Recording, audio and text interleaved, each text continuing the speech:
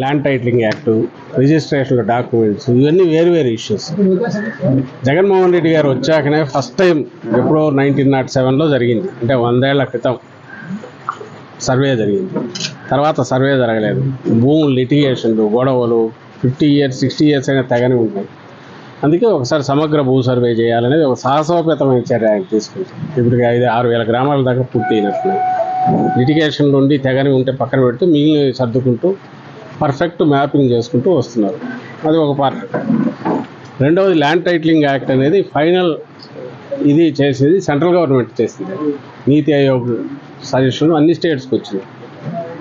అది కన్నా ఈ సమగ్ర భూ సర్వే జరిగి ఆ తర్వాత దీన్ని ఇంప్లిమెంట్ చేస్తే శాశ్వతంగా భూములకు సంబంధించినవి వారసత్వానికి కానీ మిగిలిన దానికి పరిష్కారం దొరికే, అంటే అన్నిటికీ ఒక సొల్యూషన్ అది కూడా ఇంకా ఇంప్లిమెంటేషన్ రాలా.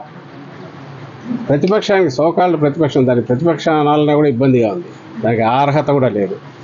ఆయన చంద్రబాబు నాయుడు కానీ, ఆయన పార్టీ కానీ, ఆయన వందిమాగదులు కానీ, ఆయన ముఠా కానీ వాళ్ళు ప్రజలకు చెప్పడానికి ఏమీ లేక, లేదా జగన్మోహన్ రెడ్డి గారిలో ఒక లోపం ఎత్తి చూపుదామని నాకు అనిపించక, అసలు సంబంధం లేని ఇష్యూ, దానికి ఎలాంటి ఒక మంచి స్కీమ్ను, మంచి ఆలోచనను, అది కూడా ఇంప్లిమెంట్ కూడా కాని దాని గురించి విష ప్రచారం చేస్తున్నారు. ప్రజల తలల్లో విషం ఎక్కించాలని చూస్తున్నారు.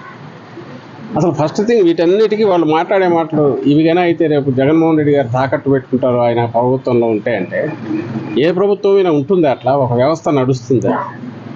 ఎవడన్నా మళ్ళీ వాళ్ళ అధికారంలోకి రావాలనుకున్న వాళ్ళు ఇట్లా ప్రచారం చేస్తారా? 14-19 మధ్య చంద్రబాబు నాయుడు గారు ఉన్నారు చీఫ్ మినిస్టర్. ఆయనకు నోరు ఎట్లా వస్తుంది ఇట్లా మాట్లాడడానికి?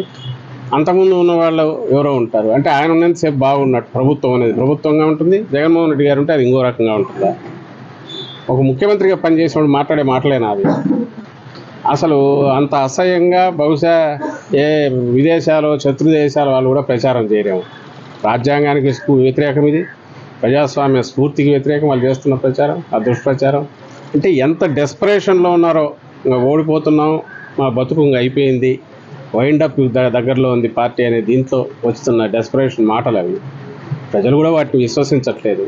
అంటూ రెండవది, జగన్మోహన్ రెడ్డి గారు వచ్చాక ఎన్ని లిటిగేషన్లు ఇచ్చేశారు, అసైన్ ల్యాండ్స్ అన్ని ఫ్రీ చేశారు, చుక్కల భూములు ఫ్రీ చేశారు. ఆయన ఇచ్చాడు, మీకుంది అలాంటి ఆలోచన చంద్రబాబు నాయుడుకు. జనం భూములు లాక్కోవడము, రాజధాని పేరుతో ల్యాండ్ పూలింగ్ అని చెప్పి అందరినీ మోసం చేయడము, రియల్ ఎస్టేట్ వ్యాపారం చేయడము, ఇది చంద్రబాబు నాయుడుకున్న అలవాటు. జగన్మోహన్ రెడ్డి గారికి రైట్స్, హక్కులు కల్పించడం ఈయన ఫస్ట్ టైం అలవాటు చేశాడు. ప్రజలకు హక్కులు కల్పించడం, వాళ్ళ ల్యాండ్ మీద వాళ్ళకి హక్కులు కల్పించడం ఏం చేశాడు? అసలు అలాంటి ఆలోచన కూడా ఈయనకు రాదనేది ప్రజలకు తెలుసు. సో ఇది దుష్ప్రచారం, అది ప్రజలకు కూడా తెలుసు.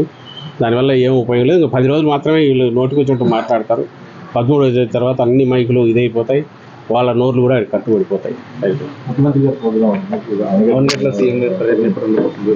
తెలియదు, ఉండేది 10 రోజులు, రోజుకు 3 మీటింగ్లు. సో ఎక్కడెక్కడ అవసరమో దాన్ని బట్టి ప్లాన్ చేసి ఇస్తారు. అవన్నీ వచ్చినట్టున్నాడు అంట, సంవత్సరం దాకా చూడాలి చేసి.